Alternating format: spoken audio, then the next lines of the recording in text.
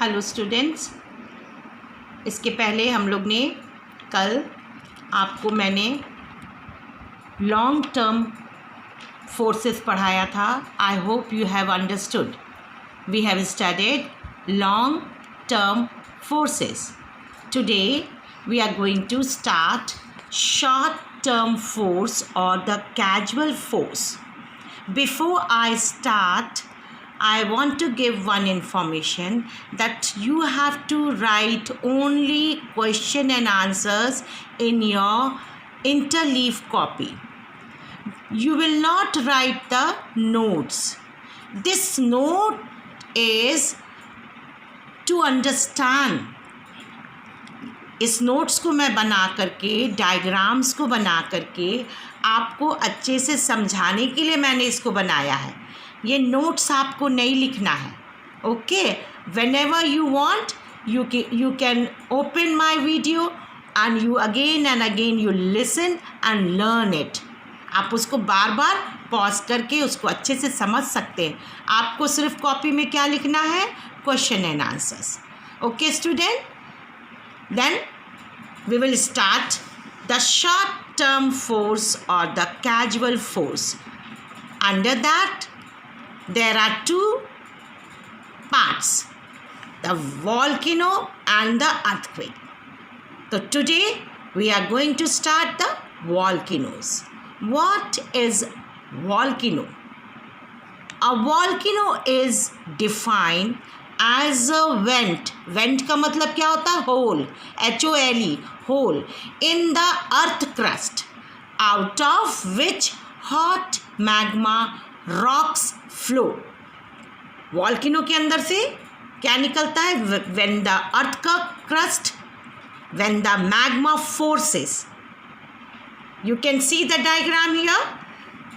This is the earth crust, and when due to heat and pressure from the inside, the rocks melt. Rocks क्या हो जाते हैं? Melt हो जाते हैं. And then the pressure, it comes up through the vent, through the hole on the earth's surface, and it brings many properties on the earth's surface. The mouth of the volcano is called the crater. क्या बोलते हैं इसको? Crater. And the pipe, it is a volcanic pipe through which the magma come up. It is known as a vent. It is known as a hole or a vent. You can see the magma chamber. It is a big chamber where magma is collected, and then due to pressure and heat, it forces to come up on the earth's surface. You can see how many minerals, how many things are coming up from the mouth of the crater. So lava comes. That is when it is inside the earth crust, it is known as magma. But when it is on the surface of the earth, it is known as magma.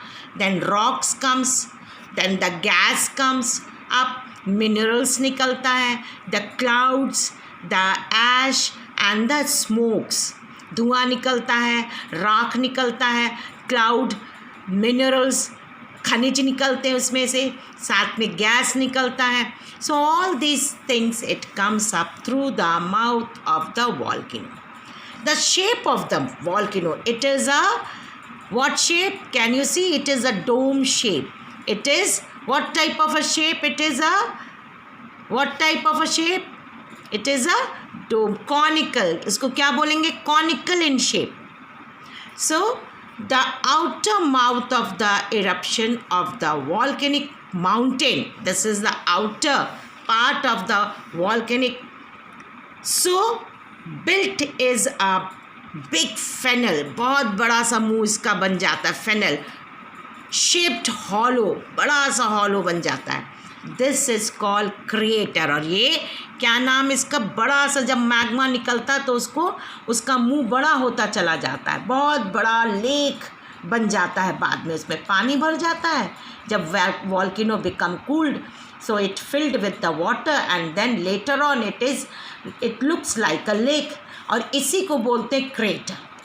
Now the passage through which the molten rocks come out is called neck. इसको क्या बोलते हैं? नेक। आप volcano का ये नेक है, ये नेक में से from the neck the volcanic eruption come up. This is conical in shape. किस शेप का होता है volcano? It is conical in shape. Now the types of volcanoes, there are many types of volcano and it is classified according to the activity of eruption. So first one is active, second one is dormant, and third one is extinct. So first we will see, पहला देखेंगे active volcano, the volcano which erupt frequent, बार बार, जल्दी जल्दी, वो कुछ interval पे जब when it erupt it is known as active. Active means it is alive, जिंदा, कभी भी वो erupt हो सकता है। और उसका example Stromboli, it is in Sicily, and Mauna Loa, it is in Hawaii Islands. ये दो एग्जाम्पल हैं, Stromboli and the Mauna Loa. अब now the dormant. Dormant meaning क्या होता है?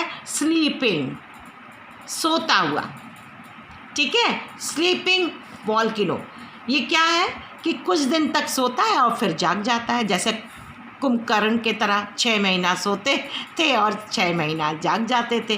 तो इसी तरह ये वॉल्केनो क्या है? डॉर्मेंट का मतलब sleeping. So this there is a possibility, मतलब वो सो रहे हैं, उसके अंदर पॉसिबिलिटी है वॉल्केनो के कि फिर से वो इरप्ट हो सकता है कुछ साल के बाद, 100 साल के बाद भी, 50 साल के बाद, 10 साल के बाद भी, तो ये जाग सकता है। तो इन फ्यूचर कि कभी भी इट इज़ नॉट, मतलब it is not erupting but it can be erupted in future. उसका example is Vesuvius in Italy. Now the extinct. Extinct means dead. What is the meaning of extinct? Means dead. Dead, D-E-A-D, dead. And the dormant meaning is S-L-E-E-P-I-N-G,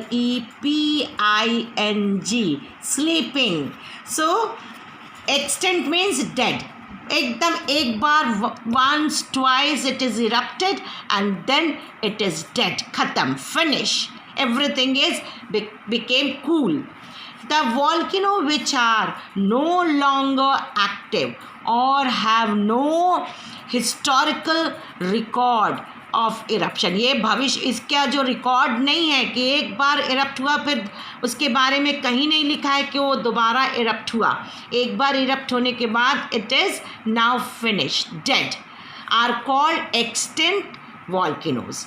Fujiyama in Japan and Kilimanjaro in Africa are the well-known example of extinct volcanoes. I hope you have understood, students.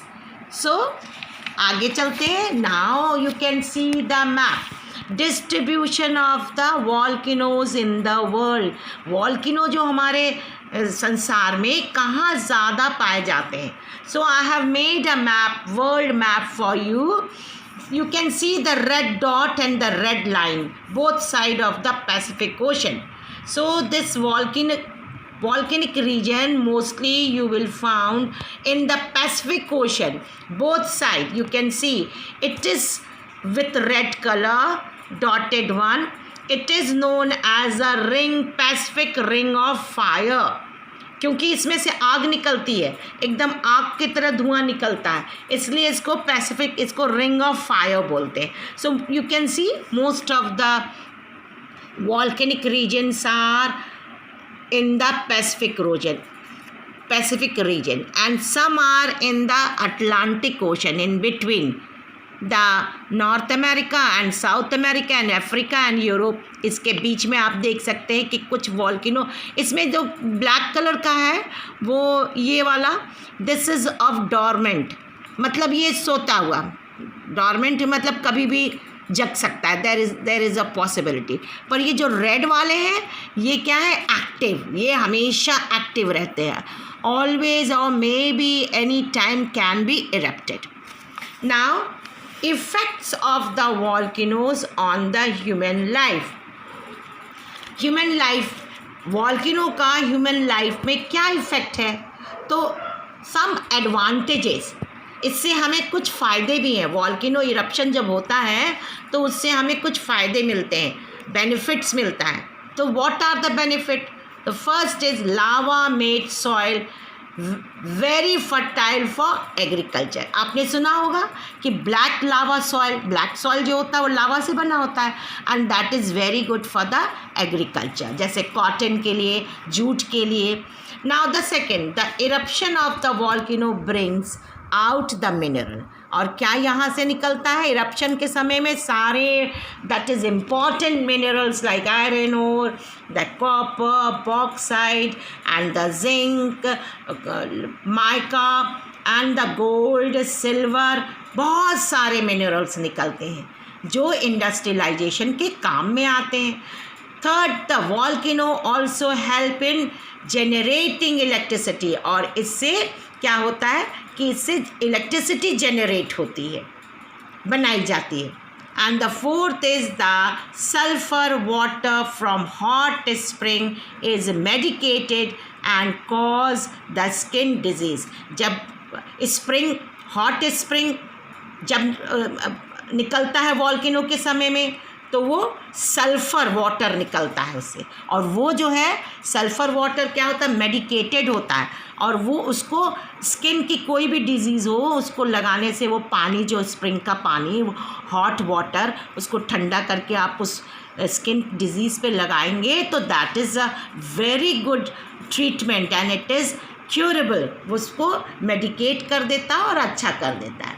The crater lakes become a tourist resort. और जो आपको मैंने बना के बताया था, जो volcano का माउथ है, व्हेन इट बिकम कूल, जब वो ठंडा हो जाता है तो it is filled with the water, so it become a beautiful lake and sometime the tourist, लोग वहाँ they go to see the beauty, but it takes many years. Now disadvantages. The volcanic, इसका disadvantages के मतलब इससे हमें क्या क्या नुकसान होते हैं। वॉल्केनो के इरप्शन से हमें कुछ नुकसान भी होता है। तो disadvantages, the volcanic eruption causes huge destruction of life and wealth. इससे क्या होता है, हमारे बहुत से लाइफ, हमारी प्रॉपर्टी का नुकसान होता है, डिस्ट्रक्शन होता है।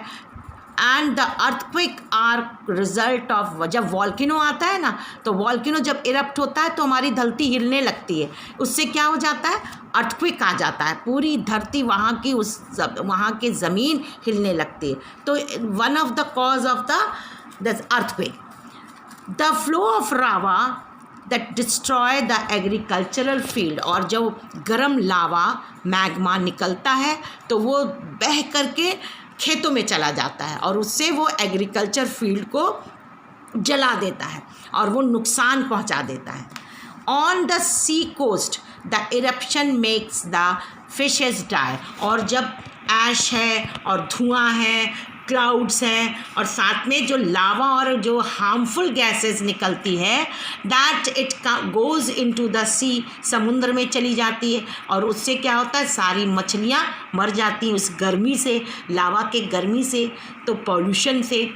The gases which comes out due to eruption cause pollution in the atmosphere. और जो गैसेस हैं वो जब हमारे एटमॉस्फेयर में फैलते हैं तो it bring the pollution in the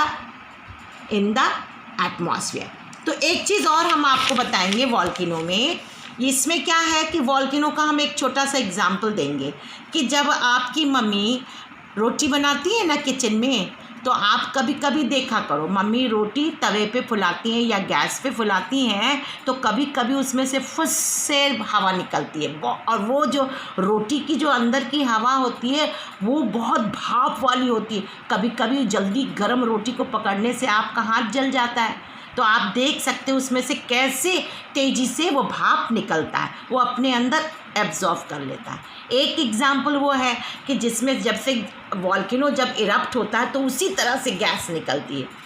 एक और एग्जाम्पल आपको हम दे दें, जब कभी आप शादियों में जाते हैं या आप त्योहारों में, whenever you celebrate the festival, specially the Deepawali festival, you must have seen, और बारातों में ना people are cracking the anar, you must have heard the name of the anar. अनार को क्या करते हैं, उसको जब माचिस लगा के जलाते हैं तो थोड़ी देर तक तो वो बिल्कुल शांत रहता है, it is quiet, and after some time उसमें से आप देखे हो ना चिंगारी निकलती, धुआं निकलता, वो तेज़ी से ऊपर जाता है, it goes up and then after some time again it comes on the earth surface। Same उसी तरीके से आप इस लावा को देख लीजिए, ये नीचे धरती में से लावा निकलता है from the earth crust, it goes with the force, और ऊपर जाके again it cools down and it again it spread on the earth surface। तो this is the example, and today I have finished the volcano, and the next video I will send, I will teach you the earthquake. Thank you student, and goodbye.